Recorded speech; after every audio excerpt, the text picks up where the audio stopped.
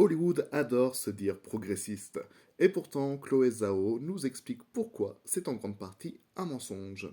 En effet, dans un article publié cette semaine dans The Guardian, Chloé Zhao, qui a eu l'Oscar de la meilleure réalisatrice pour Nomadland, entre autres, et qui a aussi fait le meilleur film du MCU selon moi, et je sais que là, il y a débat, eh bien Chloé Zhao explique pourquoi, selon elle, Hollywood n'est pas compatible avec une conscience féminine. Et quand elle dit ça, elle ne parle pas de sensibilité ou d'émotion au sens cliché du terme, elle parle de structure de pouvoir. Parce que Hollywood fonctionne encore comme une pyramide. Il y a des décisions verticales, une autorité centralisée, il y a la pression du rendement et une domination économique. Or, ce modèle écrase tout ce qui est collectif, intuitif, poreux, tout ce qui remet en question la figure du génie solitaire, une figure qui est historiquement masculine.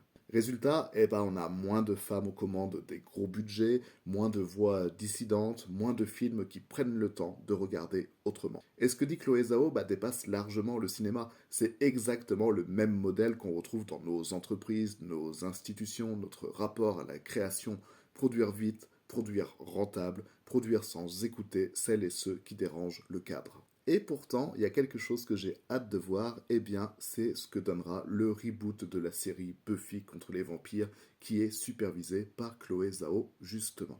Parce que Buffy, à la base, c'est une série sur le pouvoir qui change de camp, sur la remise en cause de l'autorité, sur une héroïne qui n'entre pas dans les moules. Et confier cet univers à Chloé Zhao, eh bien, c'est peut-être enfin accepter que le cinéma ou les séries puissent se reconstruire en dehors de ce vieux modèle patriarcal épuisé.